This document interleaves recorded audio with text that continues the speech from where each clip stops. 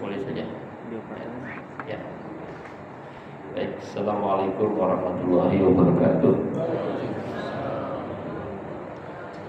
Alhamdulillahirabbil alamin wassalatu wassalamu ala nabiyyina Muhammadin wa ala alihi wa ashabihi ajmain. Puji syukur kita panjatkan hanya kepada Allah yang Maha Luhur. Salawat dan salam mudah-mudahan tercurah kepada baginda Nabi Muhammad sallallahu alaihi wasallam.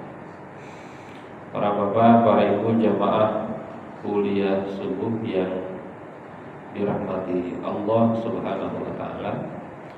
Alhamdulillah pagi ini insyaallah kita dalam suasana banyak godaan, terutama godaan Piala Dunia. Banyak masjid yang kosong gara-gara Piala Dunia. Kuliah subuh yang tadinya 50 berkurang 3/4 ya. Alhamdulillah di masjid ini maksimal ya, ya. Di masjid ini alhamdulillah maksimal, artinya godaan termasuk godaan terbesar kan zaman ini ya. Godaan terbesar di zaman 2026. Para bapak, para ibu jamaah yang dirahmati Allah, saya ingin mengambil satu judul Muslim Sukses Dunia Akhirat, hakikat dan strategi dalam konteks era post-truth. Post-truth sering kita dengar ya. Membangun muslim beriman, berilmu, berintegritas dan berdaya saing global. Judul ini menurut saya ini di saat ini penting sekali karena ada istilah post-truth. Teori post-truth ini adalah teori yang bisa jadi sangat bertentangan dengan Islam. Jadi teori ini menyebutkan bahwa kondisi opini publik lebih dipengaruhi emosi, keyakinan pribadi atau pandangan kelompok daripada oleh fakta dan bukti yang objektif. Kita juga sering mendengar definisi post-truth itu adalah bahwa kebohongan yang diulang-ulang itu bisa menjadi kebenaran. Jadi kebohongan yang diulang-ulang bisa menjadi kebenaran, dan itu seringkali dipakai oleh mereka-mereka yang tidak bertanggung jawab untuk kepentingan-kepentingan individunya atau kelompoknya. Jadi yang tadinya merupakan kebohongan atau ketidakbenaran menjadi benar ketika diulang-ulang atau ketika viral, ketika diketahui banyak orang, dan itu saat ini betul-betul terjadi. Mungkin konsumsi kita sehari-hari ya. Konsumsi hampir setiap detik, setiap menit banyak hal-hal yang harusnya itu tidak benar dianggap biasa-biasa saja karena banyak pendukungnya. Walaupun kadang-kadang pendukungnya itu pendukung palsu, kadang-kadang pendukungnya itu robot ya, gitu ya. Nah, ini tantangan kita di era saat ini. Bagaimana kita tetap sukses dunia dan akhirat meskipun di zaman yang sangat luar biasa dahsyatnya, ditambah dengan kecanggihan luar biasa teknologi. Nah, jadi jamaah yang dirahmati Allah ya, ada beberapa hal yang membuat problem di era post-truth ini adalah, pertama adalah banyaknya hoax. Kita melihat bertebaran hoax, informasi-informasi yang dibuat untuk mempengaruhi, termasuk dalam bidang agama ya. Ini kadang-kadang ngeri sekali ya. Banyak sekali hoax-hoax agama, pandangan-pandangan ulama dibuat untuk kepentingan seseorang, kadang-kadang tidak bertanggung jawab. Yang kedua ada disinformasi. Ya, disinformasi ini informasi yang tidak benar untuk menipu orang lain. Jadi membuat berita palsu untuk menipu orang lain. Ini banyak sekali bertebaran di setiap saat. Kemudian ada AI deepfake, adalah teknologi yang menggunakan AI sehingga mampu mengubah gambar menjadi video, suara yang persis dengan aslinya, bahkan hampir sulit kita membedakan mana asli dan mana tidak asli. Dan bahkan kita pernah juga melihat ada satu negara yang sedang berperang, pemimpinnya dianggap menggunakan AI. Ya, memang ketahuan, tapi bagi orang-orang tertentu itu sulit membedakan apakah itu asli atau tidak. Ada juga polarisasi, ya. Polarisasi di mana ketika masyarakat menjadi dua. Ini di Indonesia apalagi untuk menghancurkan atau untuk mengalahkan umat Islam biasanya dibuat polarisasi. Bagaimana caranya umat Islam ini seakan-akan antara satu dengan yang lainnya itu diadu. Ini polarisasi digunakan untuk menghancurkan atau mengalahkan. Padahal umat Islam Indonesia itu mayoritas. Seandainya umat Islam itu bersatu, sangat gampang kalau mau. Nah, ini mereka-mereka yang tidak bertanggung jawab menggunakan ini, polarisasi. Kemudian ada krisis moral, luar biasa krisis moral dipertontonkan di hadapan kita. Para pemimpin kadang-kadang juga tidak mencontohkan bagaimana mereka itu berperilaku dengan moral yang baik, dan juga krisis spiritual, ya, di mana manusia ini kosong, spiritualisasinya kosong. Jadi begitu mencintai dunia, hubud dunia. Dalam hadis itu hubud dunia wa karahiyatul maut.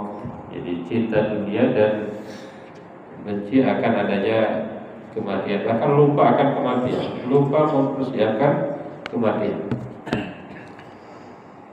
Jamaah yang dirahmati Allah, di dalam Islam itu kesuksesan itu apa sih? Dalam Islam itu kesuksesan itu adalah satu, ketika amal itu diterima. Ketika amal-amal kita itu diterima, itu bukti kesuksesan. Ketika kita mampu beramal, beribadah sesuai dengan syariat, itu kesuksesan. Yang kedua, ketika hatinya tenang, nah, itu adalah bukti kesuksesan atau ciri kesuksesan menurut Islam. Dan yang ketiga adalah ketika mendapatkan ridho Allah Subhanahu wa ta'ala.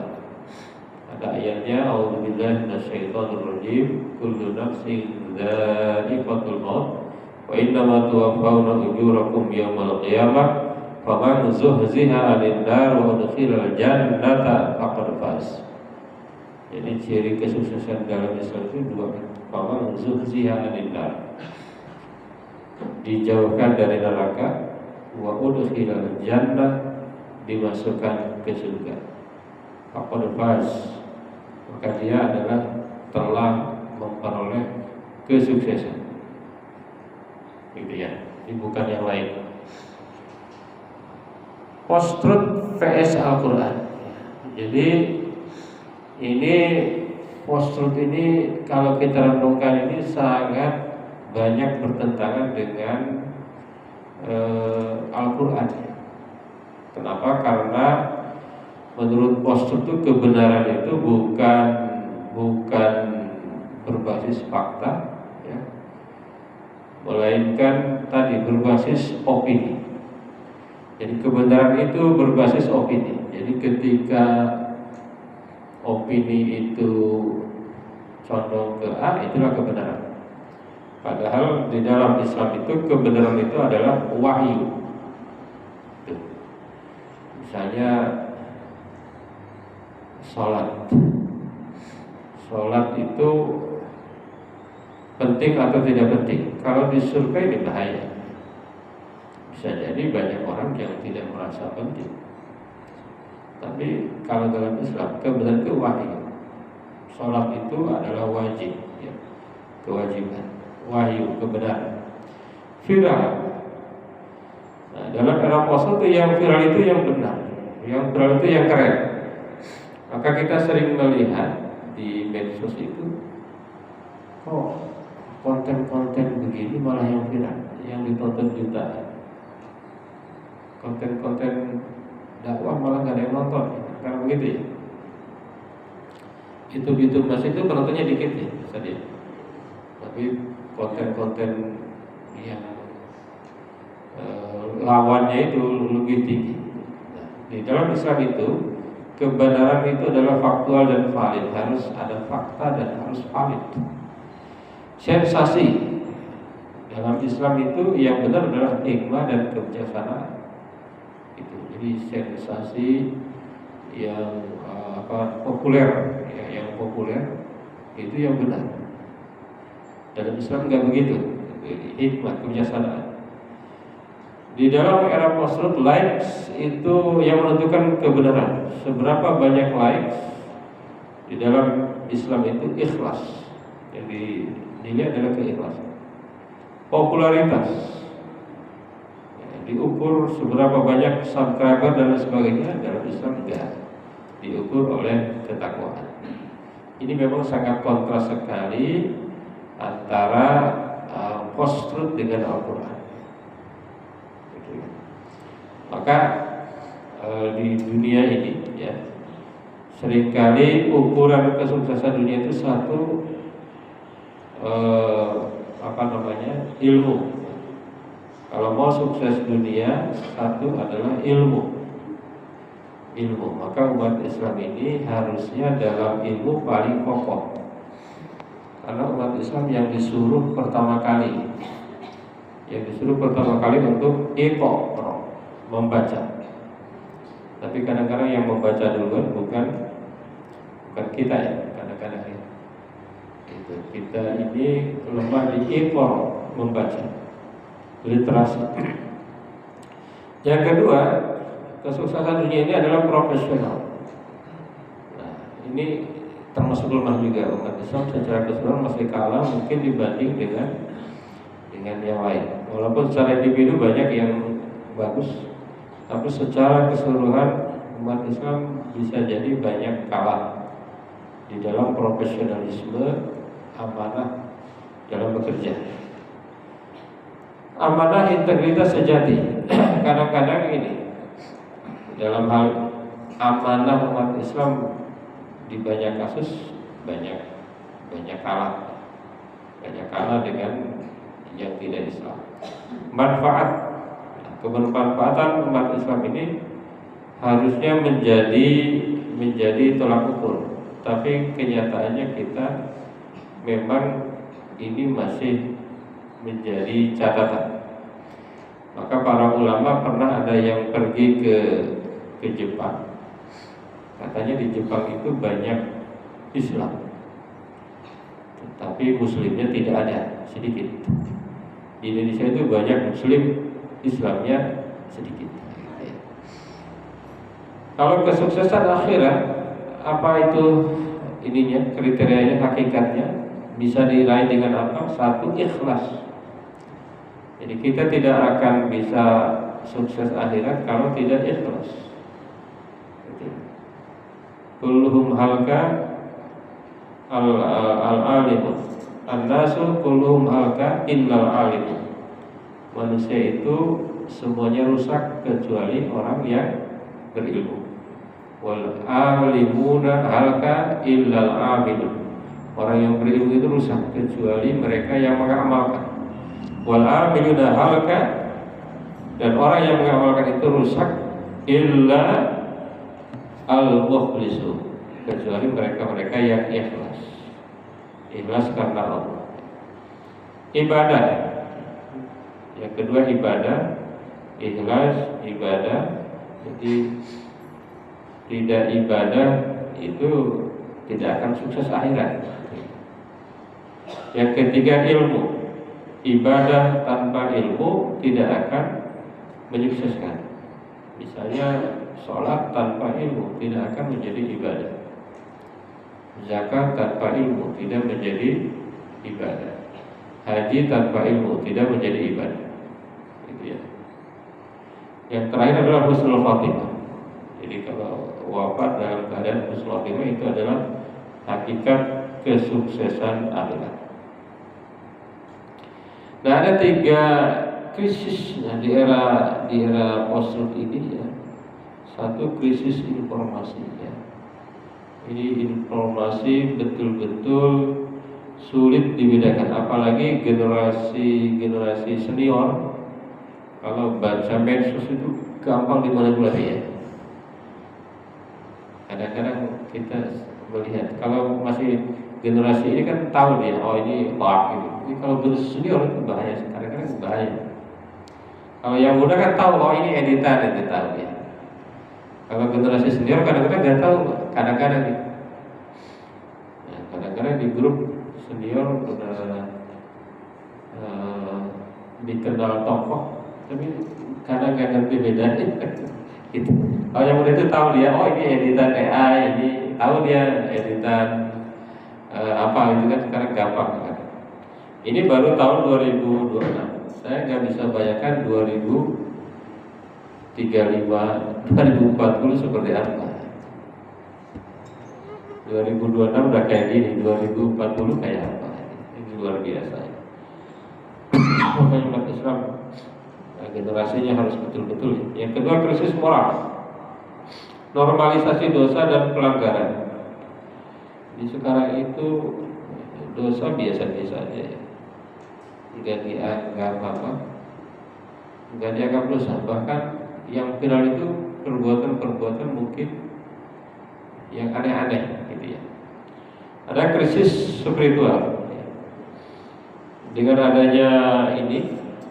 Jauh dari Allah akibat distraksi digital, termasuk yang aja kita termasuk sedikit ya.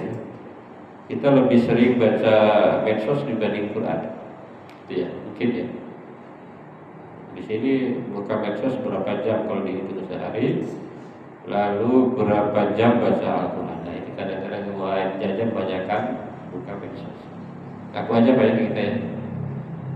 Kadang-kadang buka, memang Quran ini mempermudah nih. Kalau baca Quran di sini buka tak. Tapi kadang bukanya lebih banyak buka non Quran daripada Quran.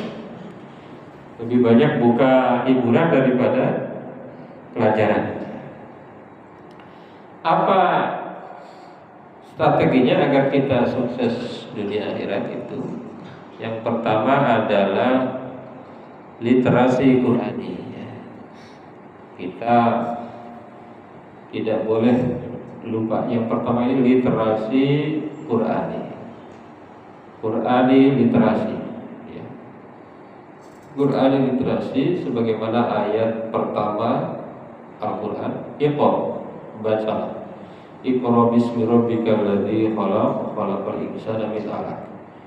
Tapi baca bukan sekedar tilawah kemudian qiraah dan kemudian diamalkan, gitu ya.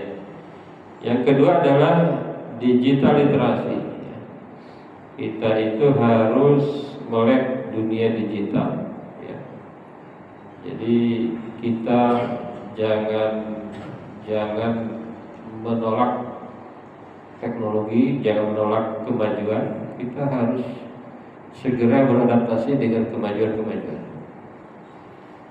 Seperti ini ya, saya itu kan bahasa Arab, itu kan dunia yang agak jarang digeluti saat ini. AI itu ada yang bilang ini bahasa Arab nggak kompatibel dengan AI. Saya bilang siapa bilang, karena tidak menggunakan itu. Bahasa Arab, bahasa apapun bisa dengan AI. Tapi karena dia mungkin bahasa Arabnya bisa, tapi literasi digitalnya lemah. Nah, itu ya. Jarang pakai AI untuk kepentingan yang bermanfaat. Dia menganggap bahwa AI itu nggak bisa, padahal sangat bisa, sangat mudah sekali ya. Kemudian critical thinking.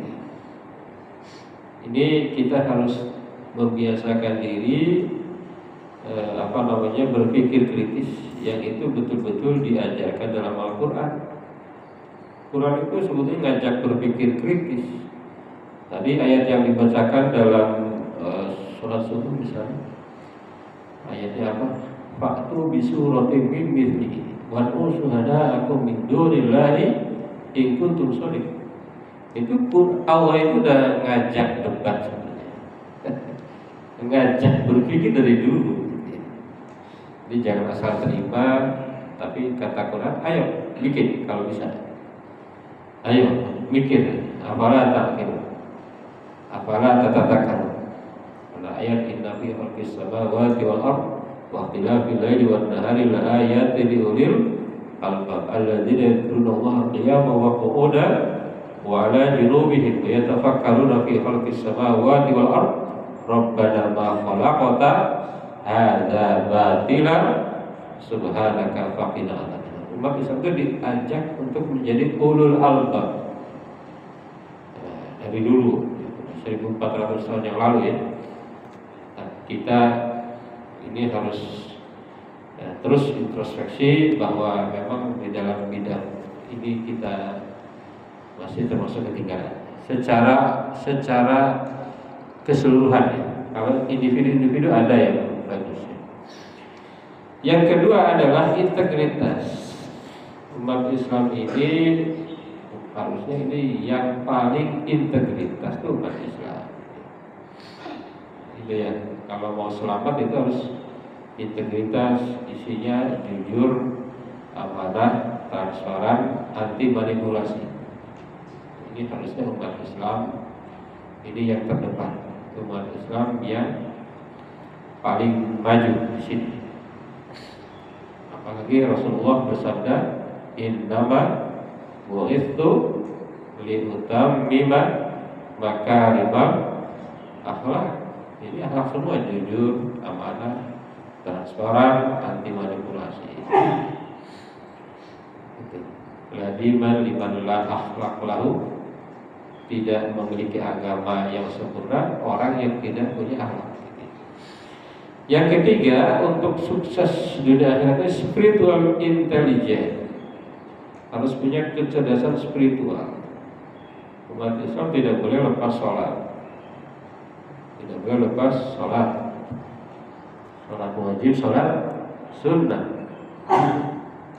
Sholat wajibnya jangan ditinggal, sholat sunnahnya dipersering, walaupun jangan mewajibkan yang sunnah. Yang kedua, Qurannya jangan lepas, dan Quran jangan hanya untuk dihafal. Sekarang lagi musim tahfidz ya, musim tahfidz, tapi ada kelemahan juga. Jadi hanya hafal tapi tidak tahu isi. Ada beberapa teman saya anaknya itu tahfidz, hafidz berapa juz gitu. Ketika saya tanya nggak ngerti isinya. Ada kelemahan juga. Kalau zaman dulu tahfidnya enggak tapi ngerti, gitu ya, ngerti tapi nggak tahfidz. Ini tahfidz tapi nggak ngerti. Atau tahfidz tapi ketika dicek nggak hafal juga. Saya beberapa kali nguji calon ini ya, calon penerima beasiswa itu, ketika ngaku hafal Quran, saya suruh melanjutin ayat. Ternyata nggak hafal. Mayoritas nggak hafal. Ketika mereka ketahuan nggak hafal, mereka bilangnya belum mungkin. Gitu ya. Quran itu harus betul-betul. Sebetulnya tidak ada kata terlambat ya. Ada teman saya itu Yudi Pramoko namanya. Itu mulai hafal Quran itu umur 60. Udah hafal, udah tahfidz ya, 60. Jadi tidak ada kata terlambat kalau mau ya. Kita sedikit-sedikit ya. Dan ternyata nikmat. Hafal beberapa ayat itu nikmat sekali. Kalau hafal satu lembar itu nikmatnya sama dengan dapat hadiah 1 miliar. Nah, nikmatnya. Walaupun belum pernah ngerasain ya dapat hadiah 1 miliar. Pengalaman itu ini sekali satu lembar. Apalagi kalau kita sudah pensiun, kita ngapain lagi? Ya. Gitu ya. Kalau sudah profesor juga ngapain lagi ya? Kan nggak ada yang lebih tinggi. Saya karena bikin ngapain lagi ya? Dikit-dikit ngapain kurang gitu aja. Ya. Jadi ngapain kurangnya yang lebih berkualitas, ngapal paham. Zikir, ala bidzikrillahi tatma'innul qulub. Itu ada dalam Quran, hanya dengan zikir hati tenang. Jadi kalau nonton bola itu bisa membuat tidak tenang. Apalagi apa itu pendukung fanatik. Saya lucu kemarin waktu Mesir ngelawan. Ya, saya lihat itu orang-orang Arab itu di medsos, kata-katanya itu kan. Dan sekarang udah lupa lagi ya. Sesaat sih ya. Lupa itu, dikit itu lupa. Bola itu membuat lupa ya. Tahajud. Ini tahajud ini penting. Ini menunjukkan level seorang muslim itu tahajud. Kalau rajin tahajud itu level keislamannya bisa dibilang tinggi. Wa minal laili fatahajjad bihi nafilatan laka asa ayya ba'atsaka rabbuka maqaman mahmuda. Levelnya tinggi nih. Wa qur rabbi adkhilni mudkhala sidqin wa akhrijni mukhraja sidqin waj'alni min ladunka sultanan nasir. Katanya kalau derajatnya tinggi, sukses, diantaranya tahajud. Di samping usaha ya. Ya jangan menyalahkan tahajud. Saya tahajud terus orang kata usaha. Yang keempat adalah membangun karakter muslim yang unggul. Ini kalau mau sukses dunia akhirat, satu akhlak. Didiklah akhlak. Jadi muslim jangan sampai kalah akhlak. Ya. Yang kedua leadership. Muslim punya jiwa kepemimpinan dan ada pemimpin yang paling keren di dalam Islam itu Nabi Muhammad ya.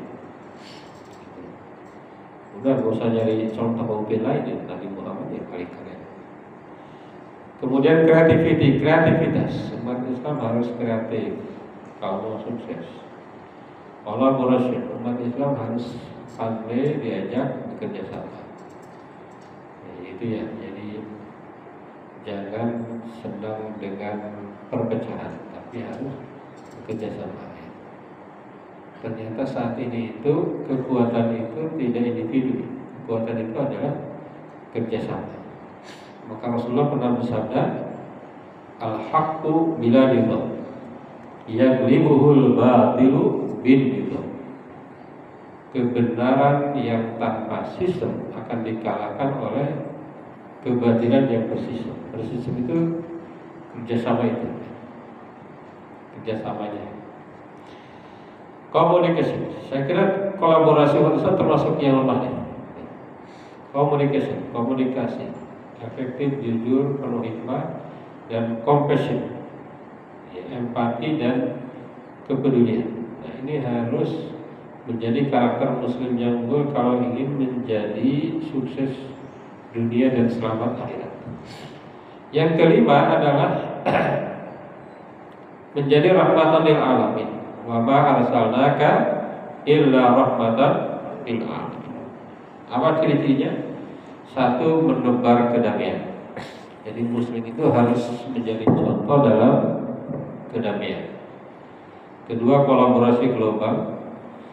Kalau bisa muslim itu banyak bekerja sama secara global, jangan hanya lokal. Tuh, baik individu maupun organisasi ya. Itu individu dengan medsos bisa sekarang ya. Empati dan kepedulian Muslim harus punya jiwa empati, peduli bahkan kepada mereka yang tidak Muslim. Yang ketiga, global citizenship. Muslim itu harus punya kesadaran bahwa kita ini adalah bagian dari komunitas dunia. Jadi, kenapa kita berbuat ini? Untuk menjaga dunia ini, baik fisik maupun non fisik. Itu menjaga budaya, agama, suku, non fisik, menjaga iklim dan lain sebagainya. Harusnya umat Islam paling terdepan. Gitu ya. Hadirin jamaah yang dirahmati Allah, model Muslim di era post itu seperti apa sih? Yang keren itu seperti apa? Pertama, tauhid. Muslim yang keren itu adalah satu, cirinya adalah tauhid. Tauhidnya kokoh. Itu tauhidnya kokoh karena apa? Karena fondasi utama memang tauhid. Ya, tauhid. Sehebat apapun amal kita, kalau tidak tauhid itu hilang, nggak ada gunanya. Ya. Itu keyakinan kita. Sehebat apapun amal, tidak ada tauhid, nggak ada apa-apanya, nggak ada nilainya. Ya. Gitu. Jadi beruntunglah kita adalah umat yang sudah bertauhid. Tinggal yang lainnya ya.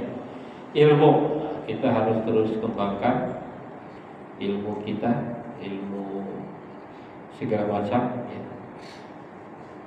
Ilmu teknologi, Quran teknologi dan sebagainya. Dan dengan teknologi harusnya ini kita ini sangat mudah untuk mengembangkan ilmu. Tinggal maunya, tinggal fokusnya di mana. Akhlak, umat Islam punya akhlak yang bagus, yang paling jujur, amanah, tawadu, integritas di dalam setiap aspek kehidupan. Integritas umat Islam konsisten antara ucapan dan perbuatan. Nah, ini harus ditunjukkan oleh umat Islam. Profesional umat Islam harus punya keahlian. Jadi nggak usah tahu semua hal, tapi ahli di bidang kita aja ya. Yang harus betul-betul digeluti. Kalau itu digeluti pasti bisa ya. Pasti bisa. Apalagi dengan adanya teknologi saat ini. Manfaat umat Islam harus betul-betul memberikan manfaat bagi sesama, ya, bagi dirinya, keluarga dan sesama. Dan yang terakhir tentunya adalah umat Islam mendapatkan ridho Allah Subhanahu wa ta'ala. Ini adalah puncak kesuksesan umat Islam. Sebagaimana ayat A'udzubillahi minasyaitonir rajim, wa ridwanu minallahi akbar. Keridhaan dari Allah itu adalah yang paling besar, kesuksesan yang paling besar. Bagaimana caranya roadmap untuk kesuksesan seorang muslim? Yang pertama tentu adalah iman. Tadi iman itu tauhid, iman, akidah ini harus betul-betul kita jaga, kita kokohkan, jangan terkikis oleh apapun, karena al-imanu yazidu wa yanqus. Karena iman itu bisa bertambah, bisa berkurang. Kemudian ilmu, adab, amal. Kita harus terus mengembangkan ilmu, banyak membaca, adabnya ditingkatkan, ya. Adabnya, amalnya semakin konsisten, semakin istiqomah. Kemudian outputnya apa? Seorang muslim yang profesional, kompeten itu cakap, berintegritas, berdaya saing global, dan memberi manfaat nyata bagi umat dan peradaban. Outcome-nya apa? Ini yang sering muncul saat ini, istilah outcome. Kalau input output itu adalah hasil langsung, kalau outcome itu adalah hasil jangka panjang. Apa? Yaitu meraih ridho Allah dan kebahagiaan abadi di surga, merupakan tujuan tertinggi setiap muslim yang beriman. Jadi kita itu kondisi seperti apapun punya harapan yang lebih besar, punya harapan yang paling tinggi, punya harapan yang paling istimewa, yakni mendapatkan surga, jauh dari neraka, mendapatkan ridho Allah Subhanahu wa ta'ala. Hadirin jamaah kuliah subuh yang dirahmati Allah Subhanahu wa ta'ala. Ini kita harus ingat satu ayat yang ini sering kita baca ya. A'udzubillahi minasyaitonir rajim. Wa bataghi bima ataka Allahu ad-daral akhirah wa la tansa nasibaka minad dunya. Capailah kehidupan akhirat dan jangan lupakan dunia. Jadi harus seimbang akhirat dunia. Tapi akhirat itu utama. Akhirat dulu baru dunia. Walal akhiratu khairul laka minal ula. Akhirat itu lebih baik daripada dunia. Walaupun suka dipelesetin, yang terakhir itu lebih baik daripada di awal, bukan? Akhirat itu lebih baik daripada dunia, artinya kita harus seimbang dua-duanya. Gitu ya, akhirat diutamakan dan tidak pernah mengesampingkan dunia. Jadi seimbang dunia dan akhirat. Oleh karena itu maka seorang muslim itu harus benar sebelum viral. Jadi nggak penting viral, tapi benar dulu baru viral. Jangan viral dulu, urusan benar nggak penting. Jujur sebelum populer, amanah sebelum kaya, ridho Allah sebelum ridho manusia. Yang terpenting ridho Allah. Ridho manusia biasanya gitu. Kesuksesan sejati bukan diukur oleh tepuk tangan manusia, melainkan ridho Allah Subhanahu wa ta'ala. Hadirin jamaah yang dirahmati Allah Subhanahu wa ta'ala, mudah-mudahan kita termasuk ini bisa menghadapi tantangan zaman ini, era post-truth, dan kita menyiapkan generasi ke depan ini menjadi generasi yang semakin siap. Mungkin generasi ke depan lebih dahsyat lagi, post-truthnya ini lebih dahsyat lagi. Jadi kita harus siap dan menyiapkan generasi kita, mudah-mudahan bisa sukses dunia dan selamat di akhirat. Itu saja yang bisa disampaikan. Mudah-mudahan nanti ada sharing atau tambahan atau pertanyaan dari para jamaah sekalian. Terima kasih. Wassalamualaikum warahmatullahi wabarakatuh.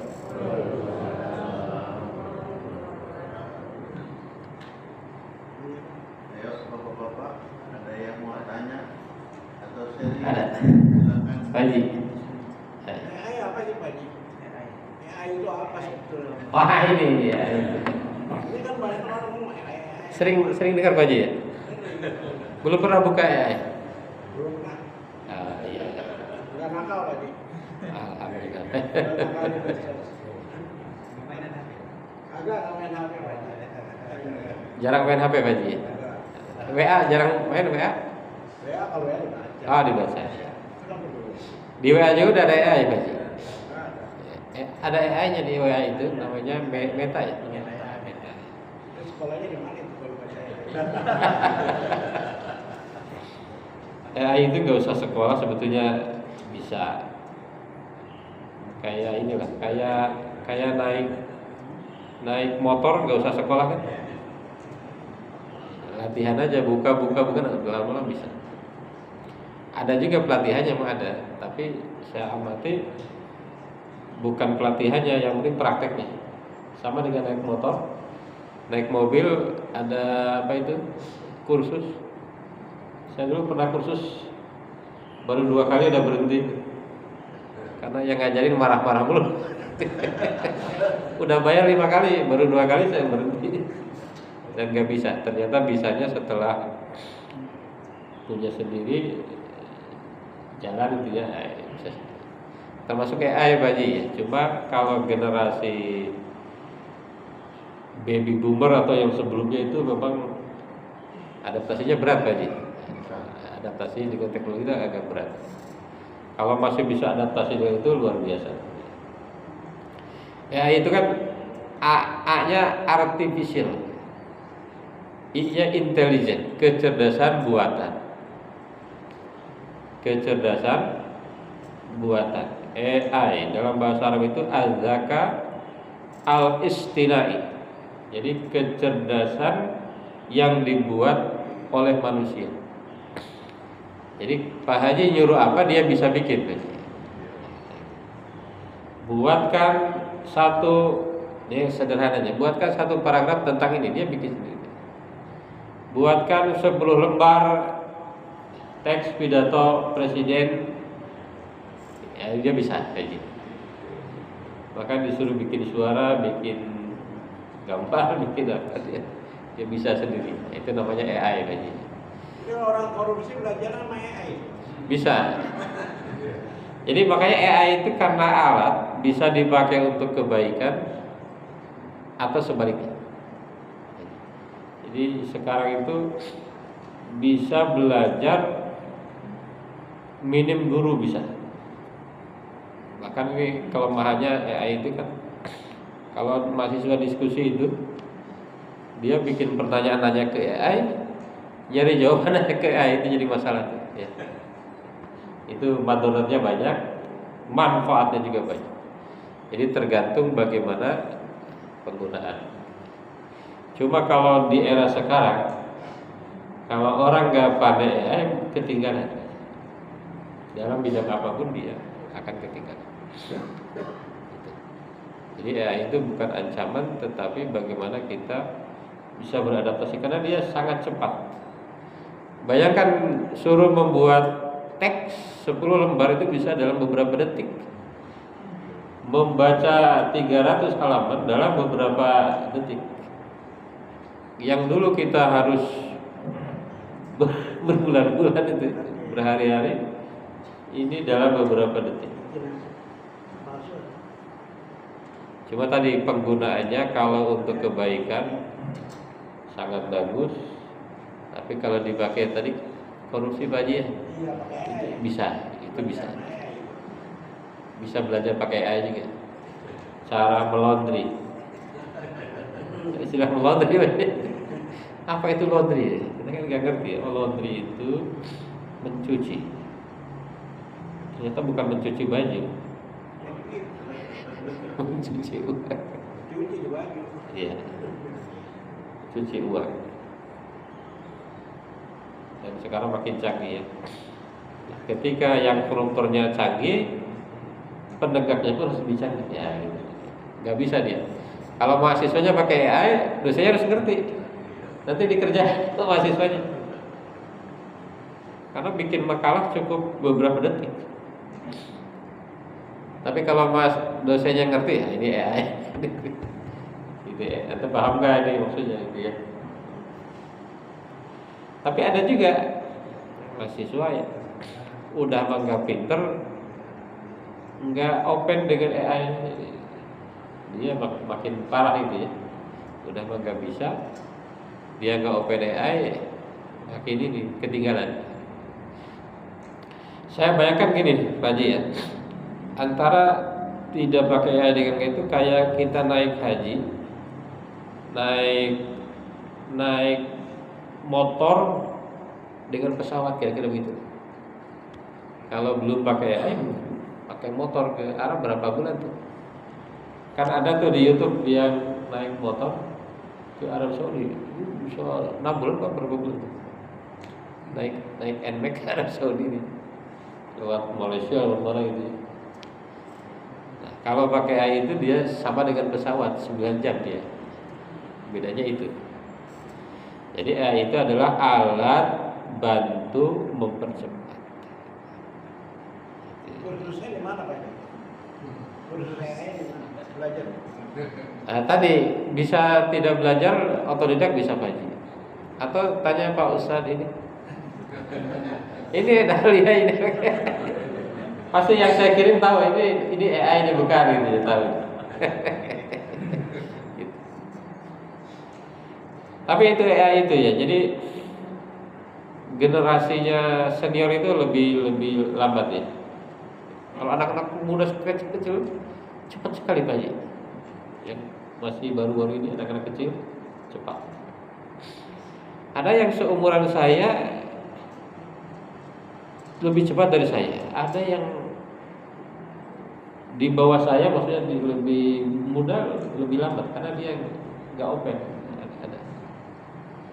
Kalau saya bikin status itu kan saya pakai AI Pak Haji, bikin apa ya? Itu dosen-dosen dari daerah itu suka nonton status. Ini gimana bikinnya? Gitu aja. Ya, saya ajarin aja, dia gini. Kayak gitu Pak Haji. Di TikTok juga banyak. Pak Haji nggak pernah buka TikTok ya? Cara bikin ini tuh banyak tuh. Sekarang itu informasi terlalu banyak. Yang penting sekarang itu bahkan kita fokus di mana. Kalau diambil semua ini habis nih, nggak ada waktu. Kalau kerjaan nanti HP aja Pak Haji. Iya betul Pak Haji. Justru AI itu kan untuk membantu kita.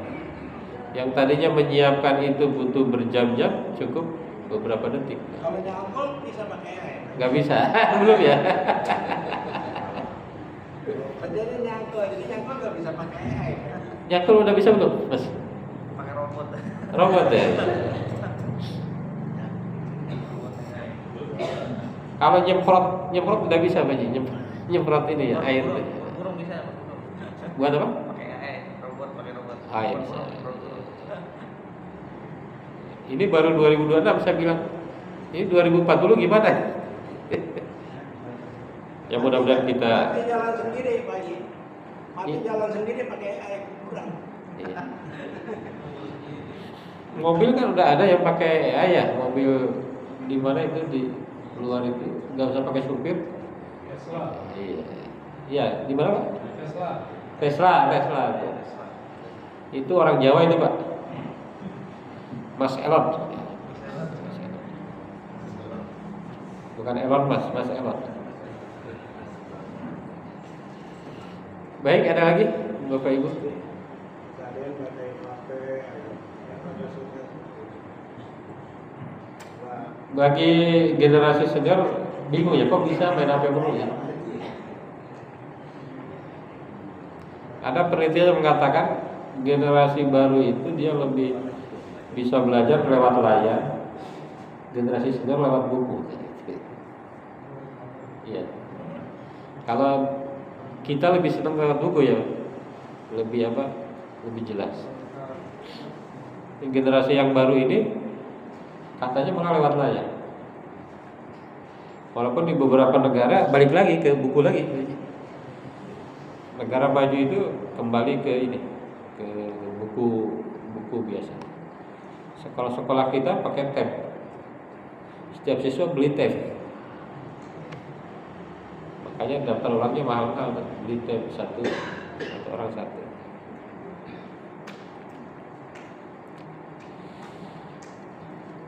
Ada lagi? Ustaz? Cukup? Pak Haji?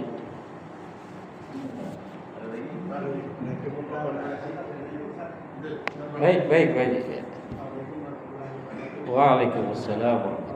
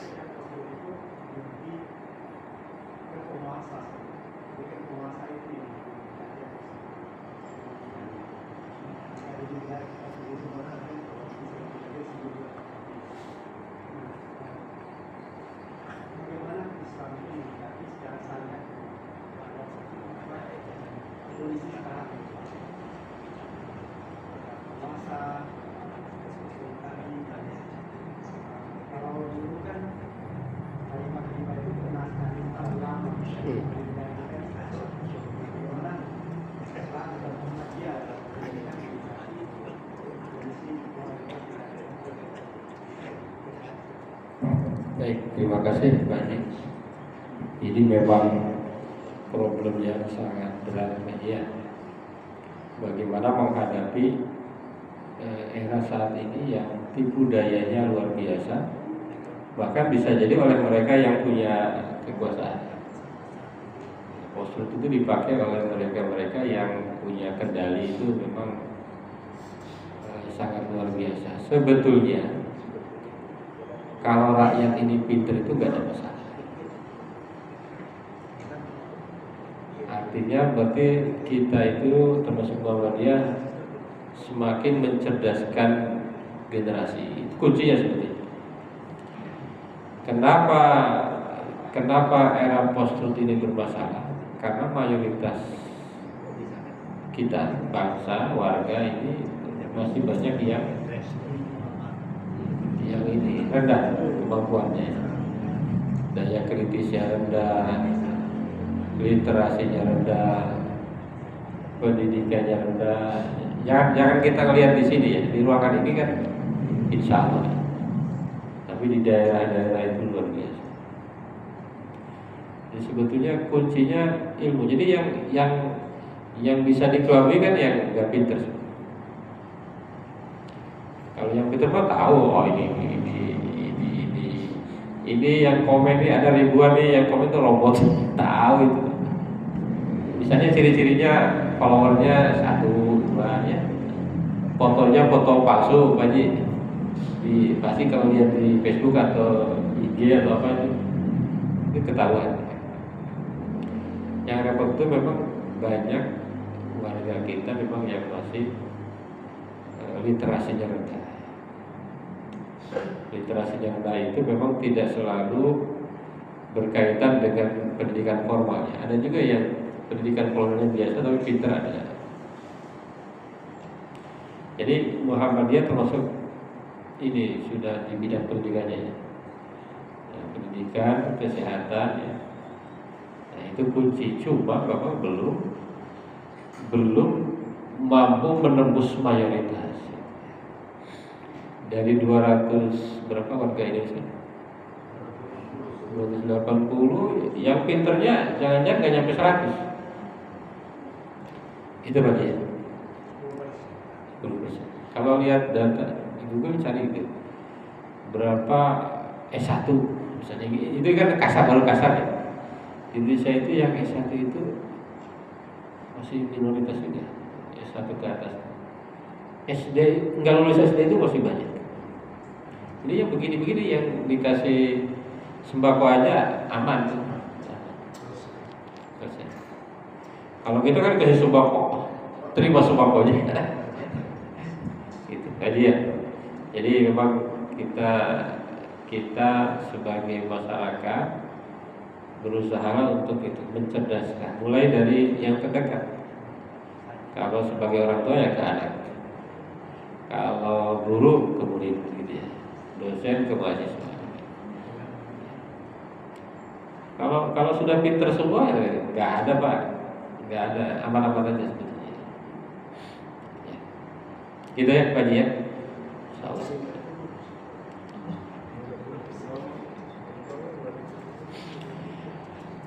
Ada lagi Pak Haji?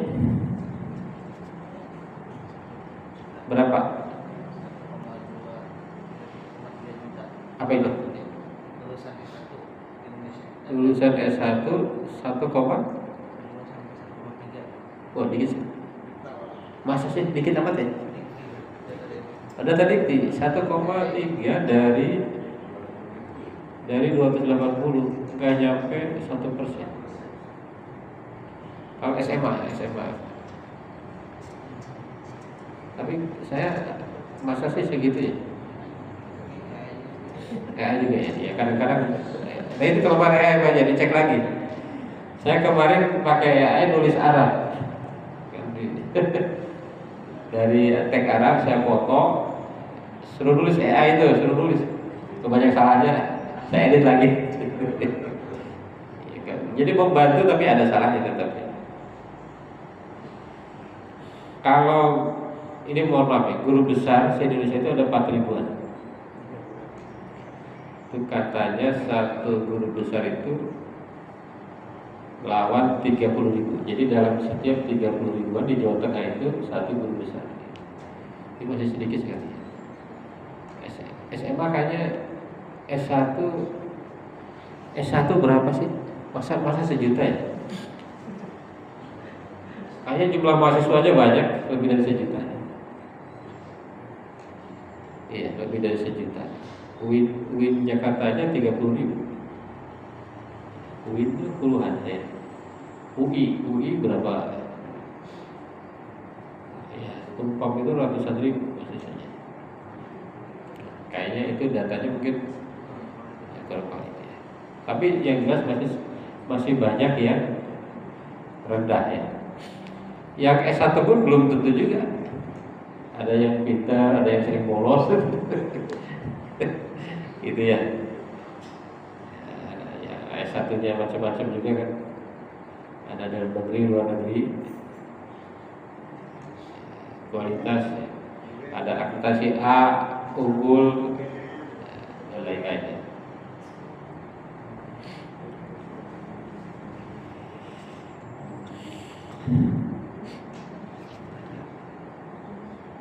$30 juta apa itu?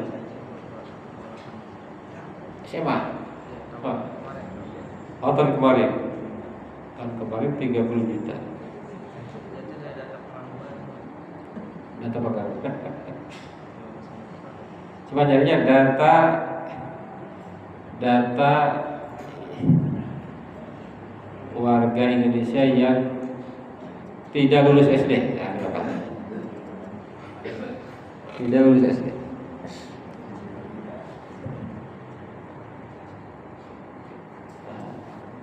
Klik. Berapa itu? 8,52%. Berarti berapa juta tuh? 30 juta.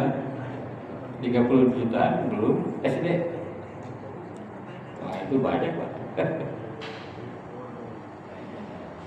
Pemilih pilpres saja yang menang berapa? Nggak nyampe 100 ya? Nggak nyampe 80 jutaan kalau nggak salah.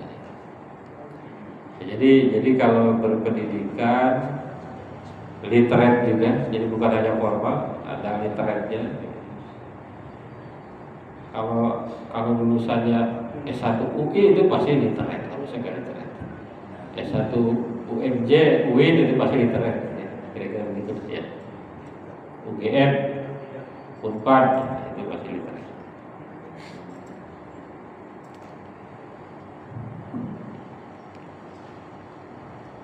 Baik, saya kira itu Bapak Ibu ya, tanya, saya kira cukup.